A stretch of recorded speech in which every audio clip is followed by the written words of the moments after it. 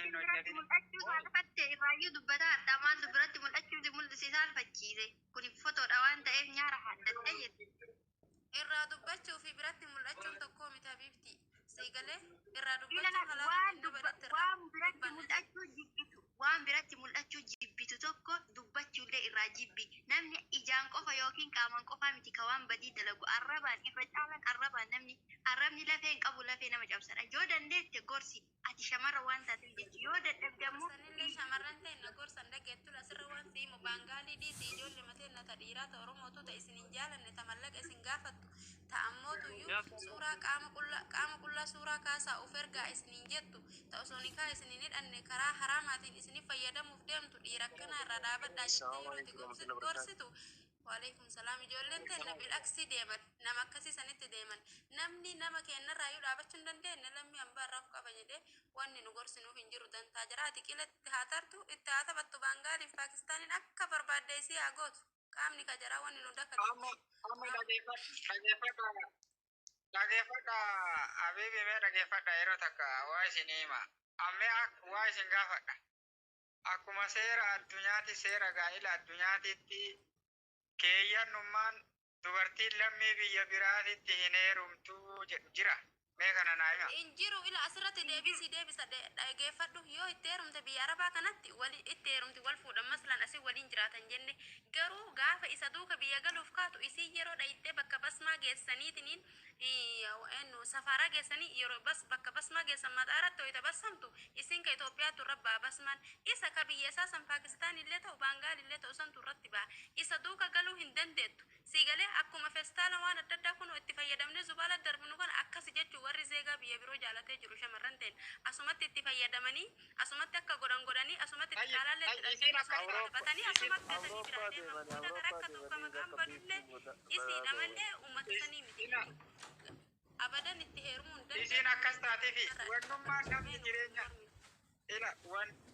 wannummaan namni jireenya dhuunfaa namaa jala fiigee hamtuuf maarree namaa haasa'uuf jarana nama kennan har'aa miti gorsinee kan dadhabne dubartii hin gorsina kalaas dubartii itti mutti yoo jettaniin hin jaalatti waan akkasiisan laakiin hin gorsee kanarraa deebisaa yoo jette namni jireenya ka hubatu gaafa keessa seene beeta jireenya ka hubatu. Ijoolleen tun gaafa biyyaa baatu jijjiirree warra kennallee jijjiirree gallaa wanni haadhaaf abbaa ta'e du'aanii miti jiruun nu irraa adda baaneef of jijjiiruufi malee as baanee Paakistaaniif Baangaalii miti dhiiruma kenna ka Oromoo jala yoo deemuufi miti wallahi dalagaafi wanni biyyaa baaneef ammoo eega deemuun hin oolin eega jaalachuun hin oolin maaliif ijoollee teennan jaalan teennuma sanuu yoo jaalatan maa nikaa hidhatanii karaa fillee jaalatu wajjin hin jiraan.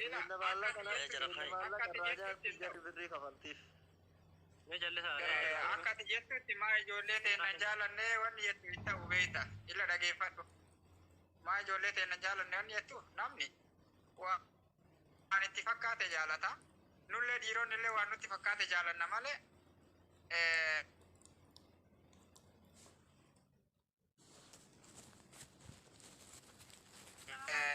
yoo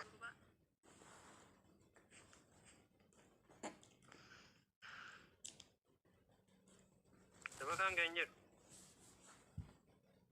yookaan eebalummaan jaalanne isiin jennee mormutti hin jirru garuu miidhaan isirra ga'u Oromootti booyuun kunoo gaafa rakkoon irra ga'e.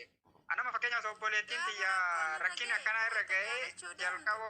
Laala yeroo jaalalaaf deemtu hoyita fiigaa huccuu irra rattee dhayitu Oromoon hin mari'attu nama tokkoon hin mari'attu gaafa ol fooyitee diqaalaa dhaltee ilmoo harka qabattee jetti gadi baatee uummatatti bootti uummanni keenya garaa laafa yeroo san irraa nafu achi baheetiin hin gargaara beeyta siigalee martu boodallee isiyyuu gargaaran jetti duubaan tuun illee ittuma deemti tuun illee ittuma deemti akkasuma wal qabatanii qilessutaa jiran rabbi isaan haa dabarsu warra akka malee wallaatti. Bubu kam goonatti mee tamma kiyyaata keessitti.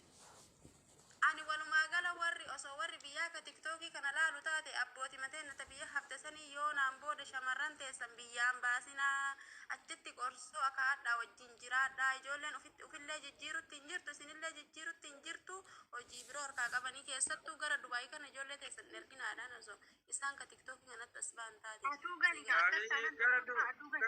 tokkoffaa atuu gali tokkoffaa Gara tokkoffaa ila Ammaa kana binti dalagataa jira waan biyyaa ba'eef hin beekaa qulqulluudha jara wajjin maqaan nu badaara malee qulqulluudha qooyinaani ati paakistaanii gaalii keessaa jaalattee nama qabdamaa harta. Mootii qabadha. Mootii qabadha. Sen hin taane. Assalamu alaikum warahmatullahi wabarakatuh. Wa alaikum salam warahmatullahi wabarakatuh. Galatoomii obboleessa fayyaa kennanii warrina as keessana fitte mana waan tokko wanni gurraadha gangaraa fayyaan kennitu jetti Oromoon waa lallaallaa mana gariitti wal arrabsanii xiqqoo tasgabbii haasaa aartaniif silaalees ka'ee dubbachuuf dirqame jara keenya silaa waan lammii ofii kana silaa waan hamaa dhaga'uun ni ulfaata ijoolleen dubaraa namni arrabsaa oolu kun haadha teenya obboleetti teenya tarii asuma keessa namni waa laallatee haadha manaallee godhata obboleeyyan illee garuu abbaarra beekeen falfale jetti Oromoo akka obboleessi kiyya tokko as keessa dubbatee ture amma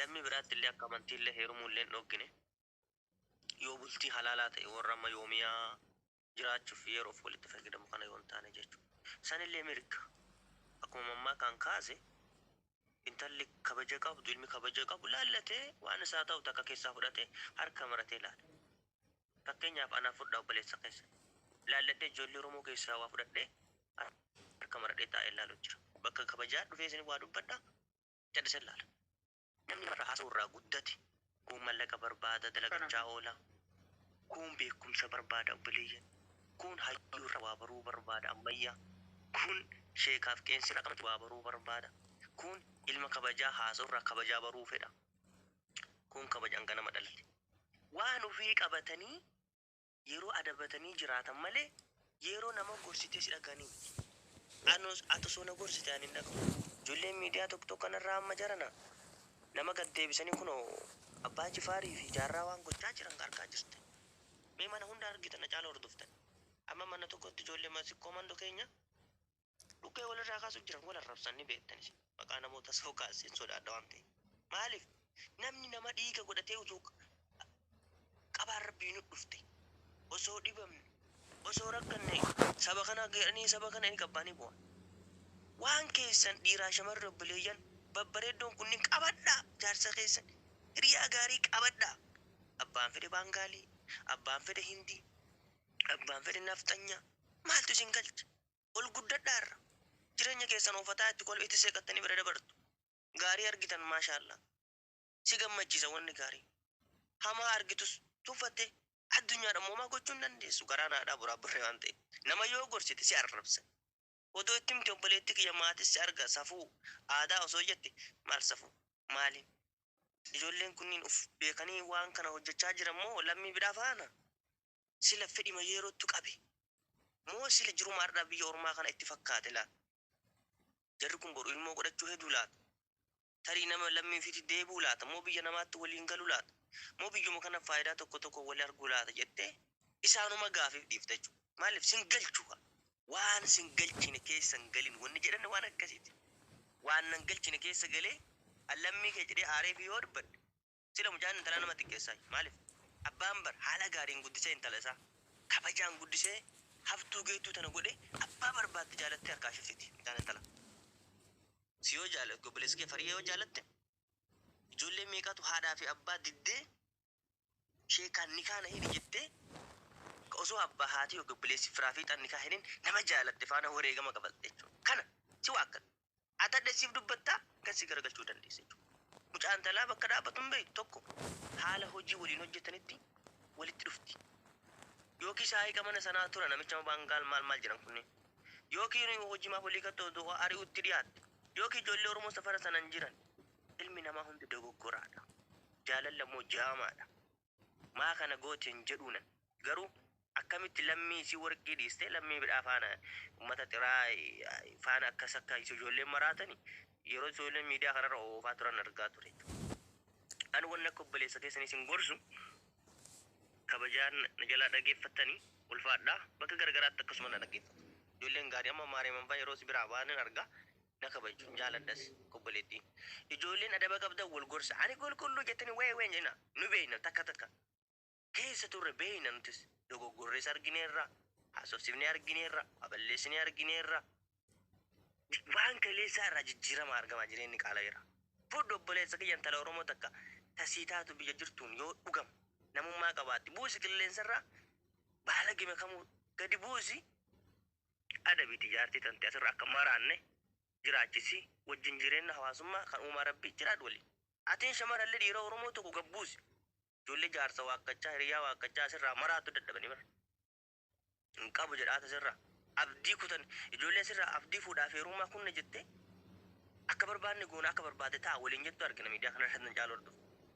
Ijoollee dhiiraa tokko tokko kana keessatti akka waa fedhiin jiru fedhiin foonii jiru jaalalli as keessa akka waa fexamu akkas godhi ajjeesi maal godhi ajjeesi kana ijoolleen dhiiraa asirraa guddachuu qaban jechuudha. Dhiirri imimmaan irraa hin bareedu dhiirri waa arrabsuun irraa hin bareedu qanyina namni kanarraa guddateera. Yaadaan akka hojii amma isin haasoftanii haasofsisanii waliin hubatan. Feetu fudhu feetu ibsatti naasiyaadha. Wanni ani fi ati haasofnu rabbillee ni qaba. Maleekaa naasitti situ jira. Hamtuu dalagee toltuu dalagee. Gaarii dubbadhuufiif hamaa dubbadhuufiif naaf na jaalatta naaf na jibbita. Ayaan kiyya kalaamni kiyya ilaalchi kiyya gaarii yoo ta'e waalli si godhuu baadhu keerii si yaaduuf na jaalatta. Rabbiin leen jaalata.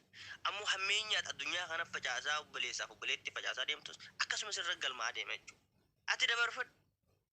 Warri waa gorsaa turtanis dabarfadhaa. Ufiif dabarfattu. Ufiif gaarumtu ufiif baalagee taatu jechuudha.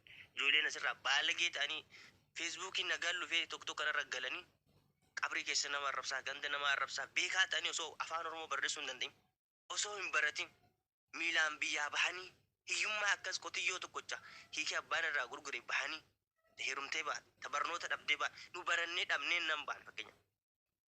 So nama taana jennee ba'an kun dagatamee hoolaaf re'ee irraa mana abbaa irraa luukii shaniin jijjiirin asirraa lafa dhiibu. Tosoo galte karaarra deemtee Kuweetii baatee Dubaay baatee Suudii deemte. Dargaggeessi moo shamara kana kanatu miidiyaa kana dhiphisa jechuudha. Addunyaan wal gatee jiran nama qabutu intala gabbarri qaala'ee maal jedhan kana arrabsii biyyaa baate abbaan kee gabbareessi fuudha. Yaa obboleessa kee ofii nama taateef dalagattee gabbartee fuutee bulchitaadha. Osoo biyya jiraattee abbaa keetii yookiin ollaa kee ilaalte har'asii nama harkasii eeggachuu jiraati. Ati maal keessa jira jettee yaaduu qabu. Atiin shamaraallee akka intalee baluu heerumu. Akka intala ebaruutti bultii jaaree konkolaataan akka barbaade heeruma jettee inaafte dalagachuu mana gaarii lafa gaarii akka galtee biyya namaarra hin joorre ammuma yeroo kee fayyadamu. Laalama koo dhufuudhaaf 500 gaafataadha. Baleeyyan kiyya isin dheeressuun xumura. 500 naddee baara sagaleen abbaan isin bilbilanii ba'aa deebi'a.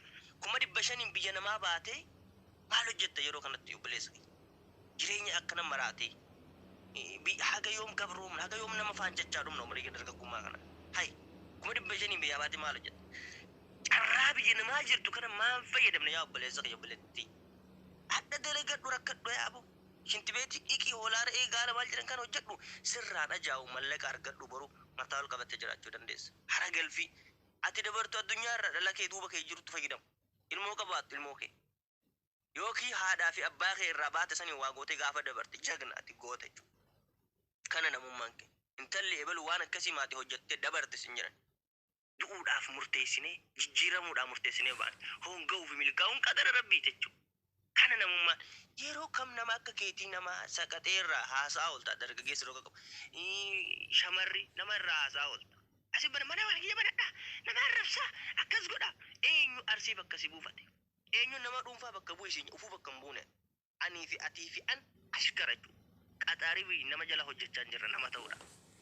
Akka waa ganda bakka buute akka waa nama tokko bakka buute asirraa yoo lafa dhiittu caarataa mallaqa jijjiira. Rifeensa waama garagaraa dhiqattee filuu dandeessa gudureessuu dandeessa. Maqaa qabsaa'oo ta'uu baafatte kanu. Keessi mana kiyyaa kee akkam jira jedhii uf laali ana dabalatee. Ollaan kiyya maatiin kiyya bileeyyan kiyya maalirra jiru. Nyaatanii dhuganii bulaniirra ni daara qabu laata maal waan tokko tokko jedhi. Ani yoo galee algaa halkami manni keenya yoo ijaaramee raatee firaashii gaarii qaba. Algaa gaarii qaba. Soofaa qaba. Gibbiin keenya akkam. Lafa bitanne mana ijaarree xumurreerra. Maaliin socho'uu ta'etti? Waan baajaajii qabda irraa si hafe. Waan motoraa qabda. Humna qabaattee konkolaataa bituu deemtaa bara. Mee baankiilee ijaaraman kana keessaa qooda qabda. Seentee hundeessaa taateerta. Tarii miseensa taateerta. Waan boru ilmoo keetii ta'u ati dabartu jechuudha. obboleessa kayya ani kutisuu keeysan kennaa haasaa rabbi si kenna beekumsa sin qabu warri na beektan wal beekna akka obboleessa kee garuu hoo obboleessaa naasiyaa dhaamta asumarraa maraannee hiyyummaa mataa irra kalee biraa baana achuma jirti umriin keenya ol kutti hangaafa biyyaa bahu fiifaa tokko rifeensi tokko ittiin jedhe bakkeen fiifaa takka hin qabu ana areeda fiifa takka narraasin dhumanne rifeensi kiyyas areeda gumaa takka hin qabu daa'im dhugaa kuranadha har'a eessan jira ana laali of laali kutisuun kiyya har'a ilmoo qaba anii fi ati maaltu dha dhiirummaa dhabde kaayoodha asiin osoo jettu umriin kee ol kutti kunoo bara darben fuudhe obboleessi keessadha waanuma ijoollee oromoo sobuufis waasuufis hin qabu kabajaanatti dubbadhe jarna bultii jaaradha gaariidha dhadha barbaadhaa jedhee naasiyaa dubbadhe bira darbe gaafa fuute kabaja qabda aayaa qabda rabbiillee sitisa atuu nama ta'a deemta nama qara waan qaraa caalaa kalaamni kee kabajni nama sii kennu attisu kabajaa deemta baalagummaa garagaraa mallaqa kee bittinneessuu namni si kadhachuu namni si daffaruu durriyyeen si daffaruu shamara ta'ii dhiira ta'ii walaa ijaazaa wal qarshiin shangaraa si nyaata irra akka kaleessa miti gaafa dargaggummaa facaasaa fiidda uffata jijjiiraa fiidda gaafa dhala godhatte gaafa uffata qaruuf qofaa bittu haadha manaa kiyyaan bitan jetta jechuudha siin dargaggeessa atiin haadha manaallee hoo an uffadhe jaarsi kiyya waan bitanne jechuu dandeessa yoo aqlii qabaatte yoo jidduu keessan dhalli argamuuf ta'e ilmoon sun wayiin guddatti jettee yaaduu dandeessa kirooshii bita jechuu dandeessa egeesse ishii sanuu waa daarabaaf dabar gaafa dhalatte ilmoon waa uffatti barra buleessu har'a jireenya boruutiif yaaduuf biyya namaatti umriin keenya ol gabaabbata jechuudha kanaaf guddadha ilmaan ayya ijoolleen afaan keenya waliin haasofnu kaqaansiraa dalagannee waliin banu biyya namaatti nama meeqa rakkataa du'aa galchaa irra biyya kanaasin hay addunyaa baane du'aa yoo galu isinitti dhagamu isin warri fayyaa qabdan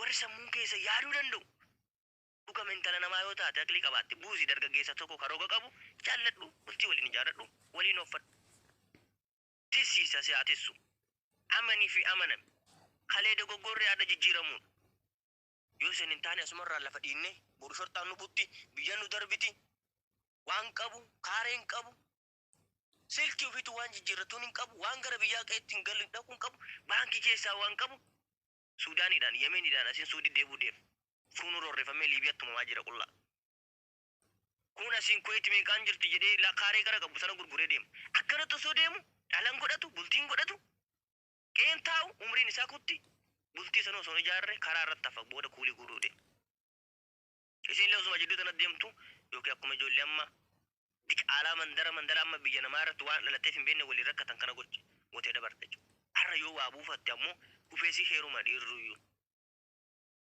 barbaadee gabbara qaalii sanan si fuudhu dhiirru alaikum salaam garaa kanaaf isin dheeresse har'a dargaggummaa keenyatti har'a umrii teenyatti har'a biyya namaa jirrutti ka ubbira dabarree nama saba gargaaraa jirrutti maatii keenya gargaaru kana fayyadamuun barbaachisa anillee tiyyan beeku tanamaa wallaa hayyuun ta'uu hin beeku gobarra oolee dubbii fixaa oolee dubbii buqqee dubbii gumaa garuu mana isaa keessa maatiin isaa oki beelaa haadha manaa itti kaati atachi waltee galtee ani ijoollee walii rakkadha jedhe kun uumama maaf tiyyaaf isiniin jedha an kiyya keessa koon beeku ka keessanii hin beeka bareeche kanaaf madaan keenya tokko maatii harka qalleessaa hiyyeessa baadiyaa irraa hawwata keenya biraa baane waggaa guutuu kana naa ol turuu dandeessanii ani waggaa kunan turuu jira umrii argitan kanatti garuu hoo maal hojjedhee hagam jijjiirameera hagam hojjedhaan beeku addunyaa siin guuttu kasii oliitu abbaan qabeenya matattaafataa jira kanaaf obboleessa kiyya karabbi si hire dhiirummaan dhugaan sirra jirtu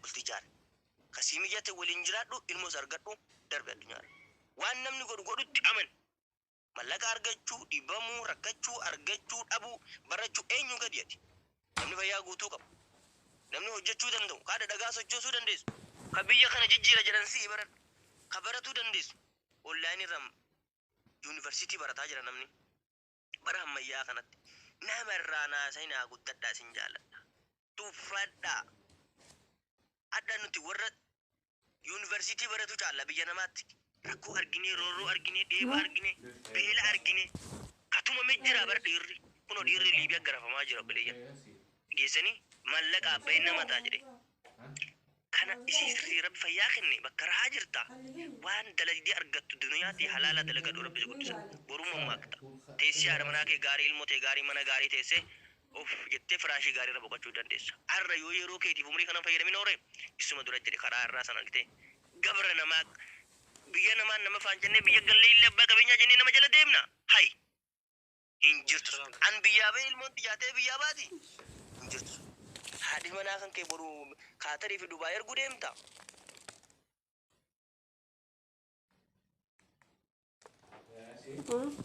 هذا أكمل مشاوي Atu fi keeti bakka biraa deemta.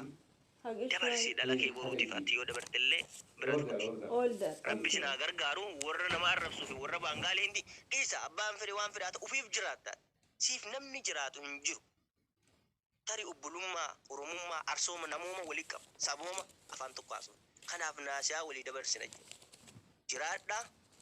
Nama gaarii gorsaa akkasin dhaga'u. Achi booda warra shamarran ta'e dhiira ta'e warrummaa asirraa xibaarii godhee dadhabsiisee beekumsa malee beeketu salphachaa ture. Viidiyoon gadi yaa'ee ijoollee asirra miidiyaa kana lafa dhiphisaa turte viidiyoo ijoollee akkasii yaa'aa ture. Rakkoon ka heddummaata ijoollee akkasii birate warran waa beena jedhanii waa gorsan. Suutu intalli jettu intalli kabajaan guddatte ta'aa qabdu lashettee wallaahi waan gaarii argatti. Eebba maatii qabdi maatiin arga jetti. Nu amma dhiirri saalfannaa iyyuu shamarra sirraa saalfachuu didde waan isin haasoftumma. Wallaahi hin kaanfadhase afaan sin qabu jechuudha. Yeroo akkasii keessa jira. Mee Siiriyaa fi Turkii keessa maaltu ta'e uummata 40,000 dhume. Sun bara uummanni sun waalaikum salaam warahmatullahi warra amantiillee namummaallee rabbittillee nurra dhiyoo jiru bar. Hubadha waan keessa jirru. Kanaaf bitadhee obboleeyyan kiyyaa karaa ol isinitti hin dheeressu galatooma wal gorsa obboleessa kiyyaatillee nama osoo arrabsaa raatteen seenu sodaadha waan ta'eef bakka nama